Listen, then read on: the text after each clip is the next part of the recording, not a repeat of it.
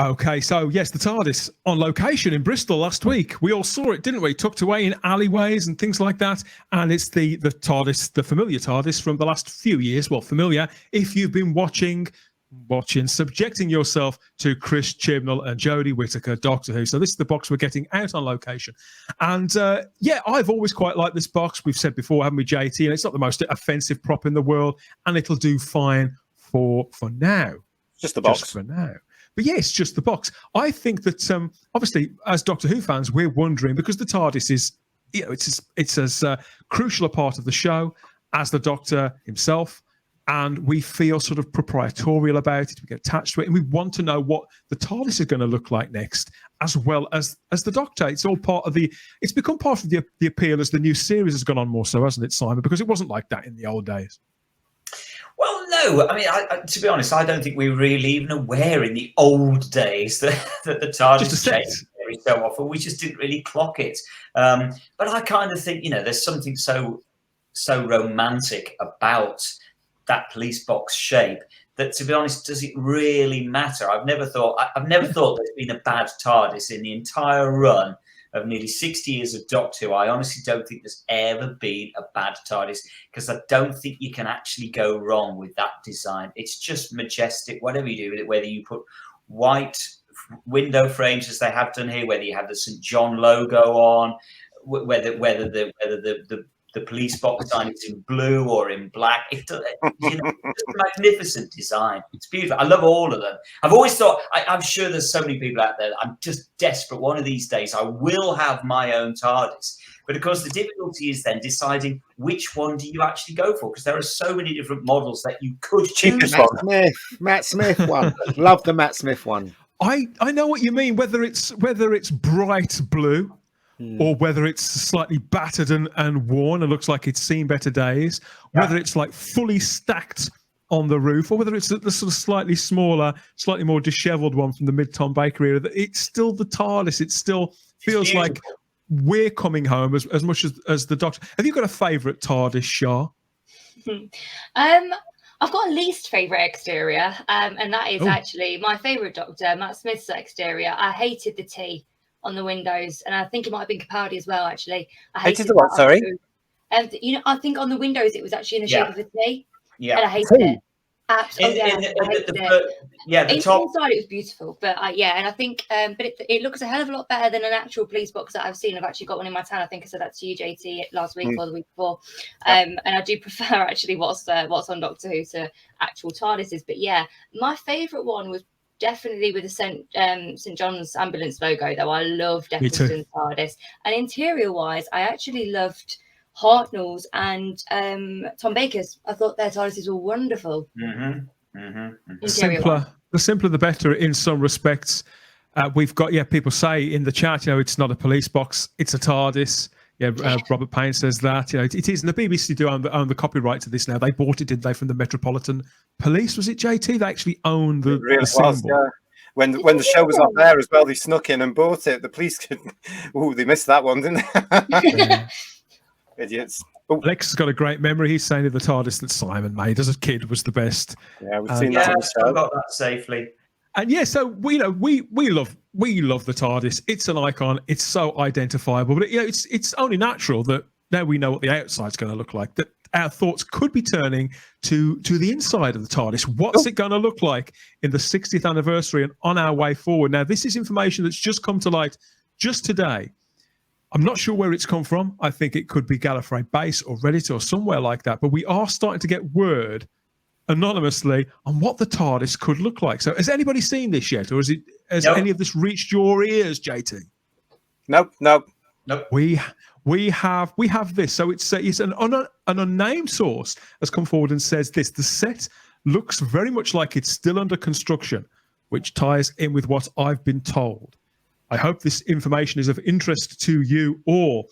So it says, if what I've seen is the new interior, my first impressions are that it is big and more light and colour than recent console rooms.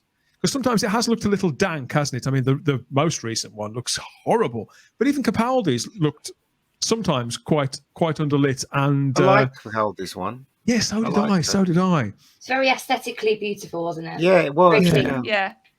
Beautifully designed by Michael Pickwoad too.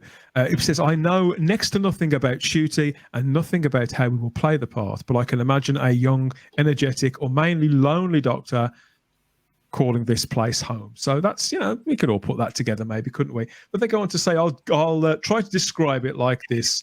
The pic I have shows part of a set that I'm assuming is the new interior due to the angle of it. I can't see the console, rather what looks like the entrance to the room, but what I'm looking at seems to be massive. There's a cherry picker lift with its lift only partially extended. We've all seen those, haven't we? The cherry picker lifts that go up in segments like that. Mm-hmm. And the height of the room is more than twice of that.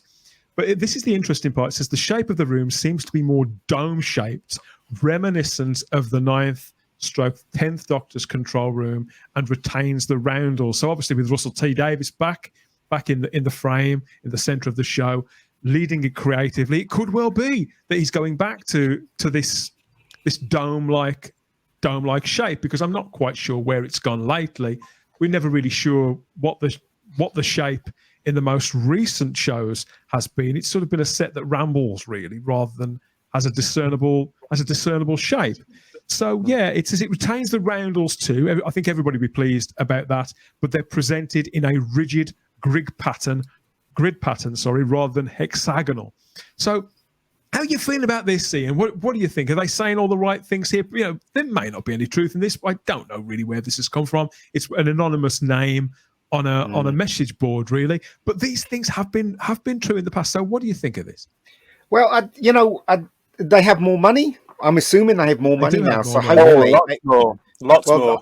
Because I really hated the Chris Eccleston interior of the TARDIS. I hated it like with a passion. Yeah, me too. Me too. And I hated the one that Matt Smith had. When the first one with all those stupid little carpets stuck to the rubbish. I liked Peter's, and I also liked the original. The Peter Davison. I loved the Peter Davison, even though it was cheap and silly. But I loved it. I that's what I grew up with. But I'm hoping that they have more money now. They can design it in such a way that it's a throwback to the ones that we like, classic ones, but also far more original and with the roundels, which I love.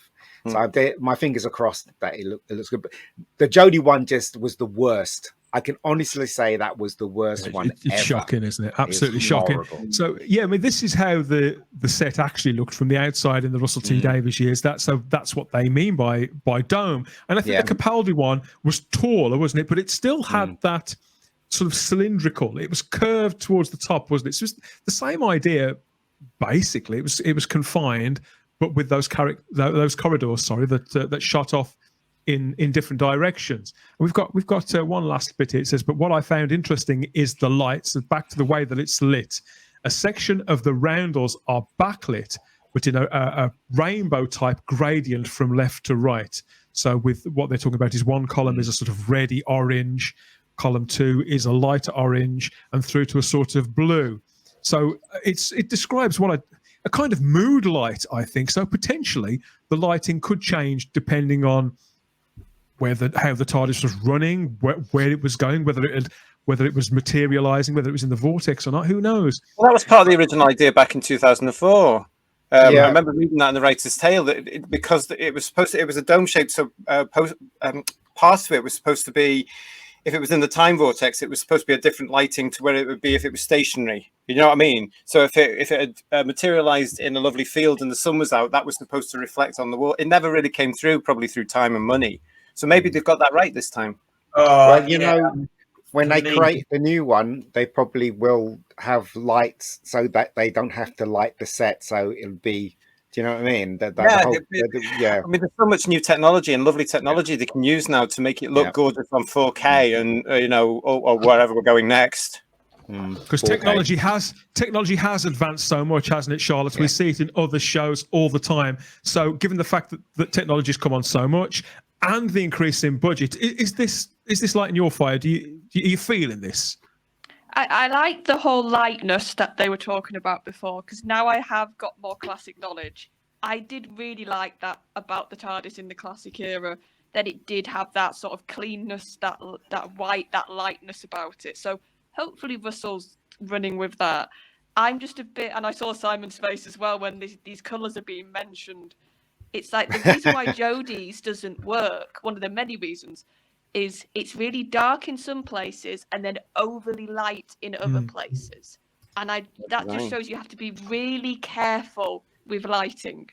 And you have to get the balance right. So I'm just hoping. The reason why the Jodie one didn't work is because it was just the design was rubbish. It really was. No, but it's totally rubbish, isn't it? Yeah, just look, this big thing, and they look like it was just absolute. The design it must have been designed by a blind person. Let's face it, it's absolutely rubbish. Yeah. But honestly, it's what I went to, like Doc Ock's little factory where he builds his. Well, I can't remember what it's called. His energy thing. It's also, exactly that. Yeah. I'd like to mention, right? If you look at the Jodie one very carefully, do you remember those what is it, Matchbox cars used to have, and the wheels on the Matchbox cars?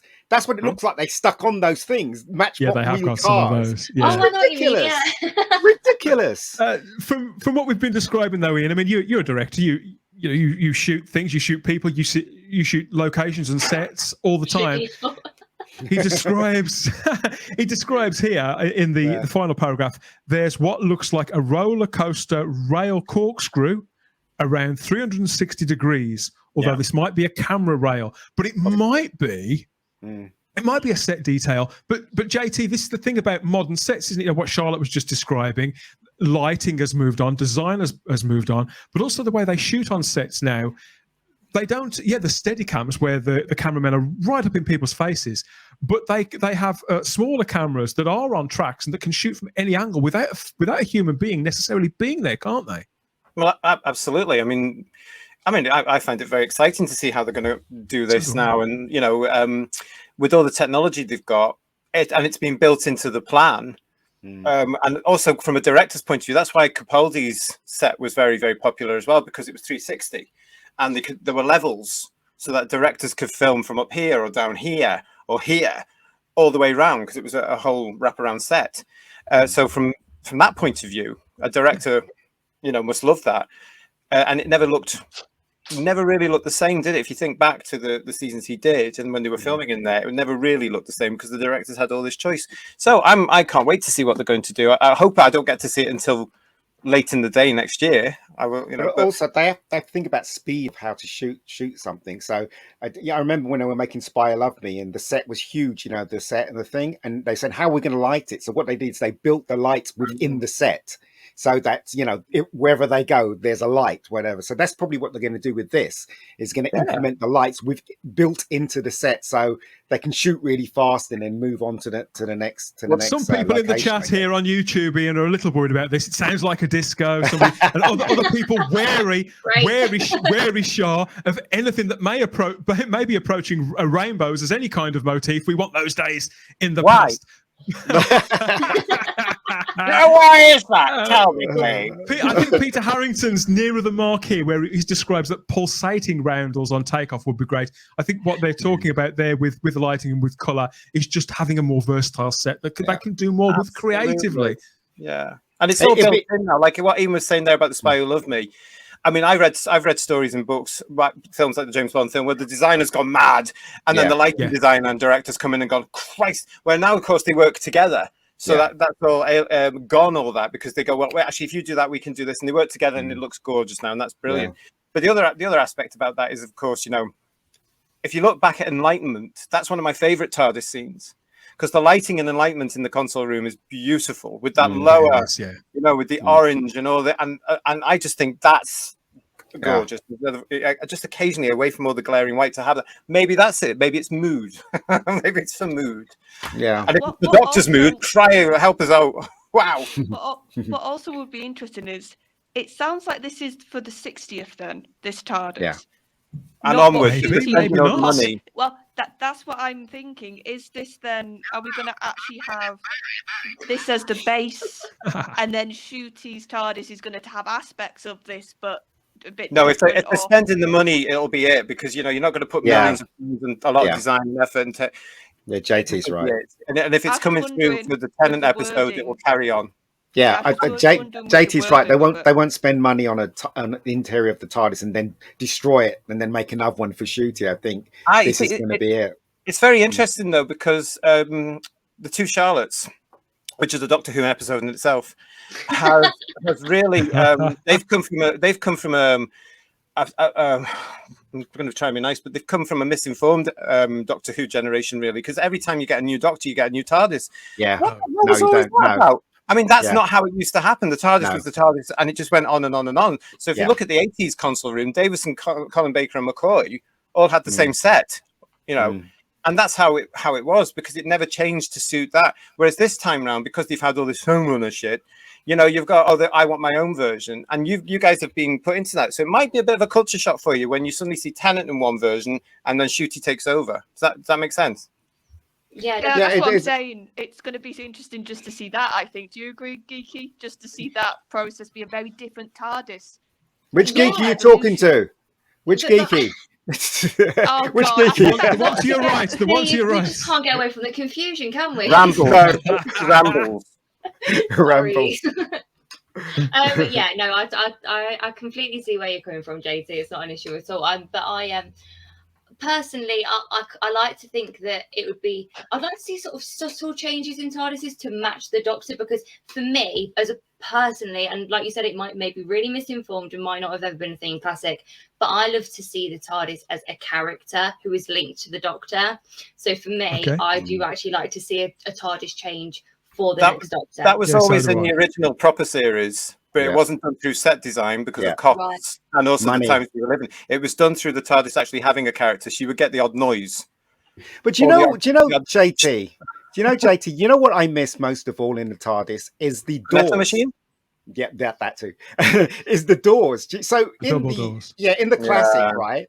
The doors used to open. You never saw the front of the TARDIS door. Yeah, it was like a corridor, and then the doors open. You're in. I miss that. Same. Yeah, I miss that. And if they could have done it, if they could do those sort of heavy doors in the 60s, 70s, and 80s, they can bloody well do them today. With everything, they would actually work. You wouldn't have a stagehand pulling the thing or pushing it open. And people have been mentioning this in the chat too.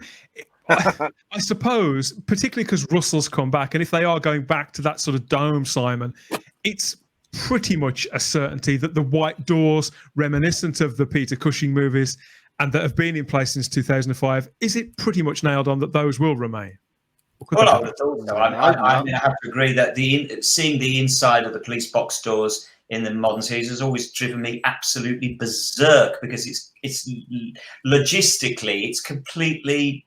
It makes absolutely no sense whatsoever. But I mean, you know, the description that you've just read out, obviously we're completely speculating. We haven't got a clue what it's like. Just a bit of fun.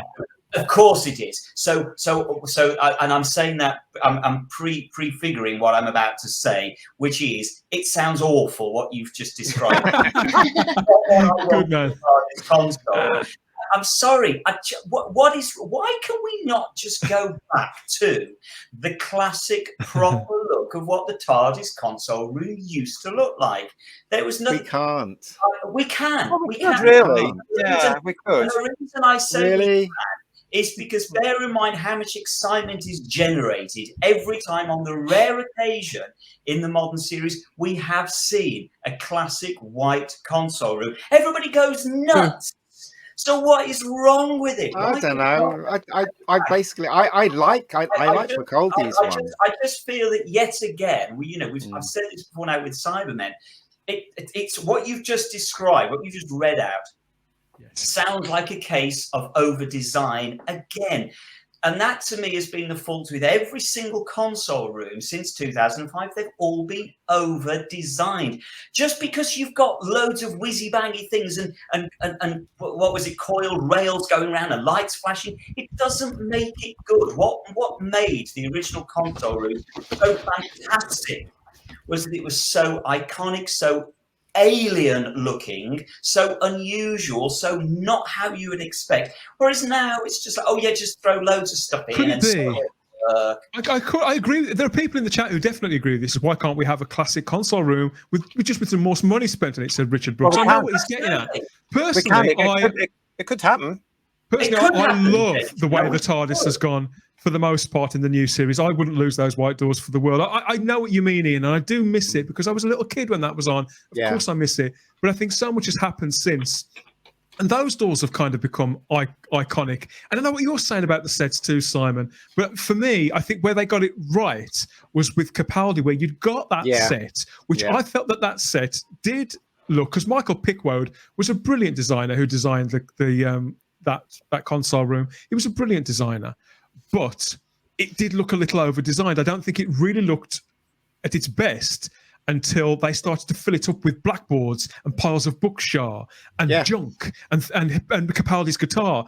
Do you see what I'm getting at there? Is that a good? I do. I love it. I love that design, and you can't go backwards and have the whole set white again, because they did that because it was BBC Studios and they had very limited light and very limited budget. It works. Sorry, Why can't we go back to well, the thing is, though, I mean, as JT keeps pointing out, this is a new generation of people. They expect what they expect. Yeah. You know, they expect something to look new. If it's sci-fi, to make it look. If they've got the money, they should do it. I don't mind. I don't mind whether they go backwards or forwards. Seriously, nothing looks more sci-fi than the William Hartnell console room. Nothing looks more sci-fi or alien than that. So I'm all for. I just don't see what the problem is. It can look alien and sci-fi by having roundels, and I mean proper roundels, not sort of little tiddly things stuck in the back of the set. I'll tell you what we can do. We've got pictures of fan art, and so in one of the pretty picture sections, we can show some of the fan versions of what the does. Because we've got a beautiful one which incorporates Tom and Liz and Ian in a modern version of the off-white one. And that's my favourite design, apart from the one I've been privileged to see from Paul Tams, who has designed a beautiful off-white console room set. And it's stunning. So we should do that. Can I just quickly ask, opinion-wise, for everyone in the chat and everyone here, and I've literally, I thought about it just before the comment came, so I just want to say that the one I loved the most, and I know that you guys don't count her as a doctor, and that's totally fine, but Joe Martin's TARDIS was excellent. Oh, get out of here. Right, get me off the screen. Get me off this screen. Hang on, let Shah finish. Let Shah finish. Sorry? Remind me what it was like. I literally can't remember it. It was a bit dark, but it was back to basics with that one. I know what you're trying to say, and I do, but I just really liked it because I'm with you, Simon. I quite like the classic design, and I liked John Hurt's TARDIS. But what I like more about a TARDIS is I want to see like organic, if that makes any sense, like organic bits of TARDIS where there's like branches. I'd actually love to see, because I feel like Ncuti's Doctor's going to be a bit out there, so I'm kind of contradicting myself a little bit. I would love to see like a steampunk vibe. I feel like that would be really cool for the next. You've had that with Matt Smith. That was done. No, not Matt Smith. You had it with Paul McGann. Paul McGann as well. Yeah, that's what I'm thinking of actually. And Paul McGann sort of TARDIS. I would love to see that. I do like that one. I think, Char, we're all in agreement. Actually, I think everybody loves the Paul McGann TARDIS. Is there anybody out there that doesn't love? Everybody loves it. Yeah, I mean, we like it. I do. I'm over it though. I must admit, I'm done with it. I kind of agree up to a point. I mean, for me, every time it's been on screen, the Fugitive Doctor's TARDIS has been tainted by it being within a god-awful piece of television. But design-wise, as a design, the way they took the original central console there and imagined that it's being part of a modern set and connected with it visually, aesthetically, in the way one would design a set now on a 21st century TV show. I actually thought that was quite clever and beautifully done and nicely lit. It's beautiful. So, yeah, I do really like it. And I kind of would. I'd be happy for elements of that to make their way through somehow too. But it would have to be rethought. Point out as well that, bearing in mind that. That was it was all in storage, so it's fairly easy to do because a lot of the stuff was built for the Cardiff exhibition. Yes, so it was all there, and it was repurposed, wasn't it? The repurposed console was built for Adventures in Space and Time, so it's actually quite easy to do, and then add extra little bits like a bit of light in there and what have you. It's not a big plan that it's just like, looks cheap. Oh, we've got this. How can we make it look? It's like the John Hurt thing where we've got all these elements, we'll throw it together. That's bloody awful. I hate it. And I can't stand all that organic thing. The TARDIS isn't organic. It's a machine. It was built. It wasn't grown. No, but it wasn't built. It was grown. That's that's only come in the reboot, and I don't like it. I have that in my head canon, and I love to believe that she's alive. So I love to believe that myself. I think that marries perfectly with the classic idea of the TARDIS being alive. I always felt that the TARDIS was alive the entire time. The TARDIS is alive, but it was built by the technicians on Gallifrey and the engineers on Gallifrey. We know that from the previous story. Lots of people agreeing with you, Charlotte. Go on, carry on, Charlotte. Sorry. I think you can have both. You can have the idea that it was made, it was a machine, but then it gained sentience. It became alive, and then the organic enough. Yeah, you see, you lot are more romantic than I am. It's a machine.